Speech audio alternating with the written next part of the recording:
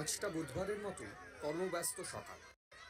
ডালহৌসি চত্বরে রিজার্ভ ব্যাংকের দফতরের সামনে হুলস্থুল কাণ্ড।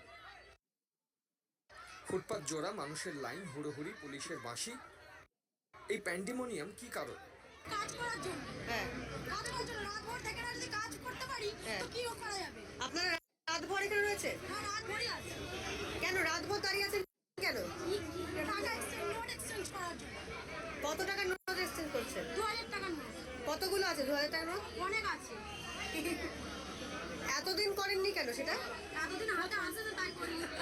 ভুলে গেছিলাম কোথায় রেখেছি। সকাল সকাল রিজার্ভ ব্যাংকের সামনে জড়ো হওয়া এই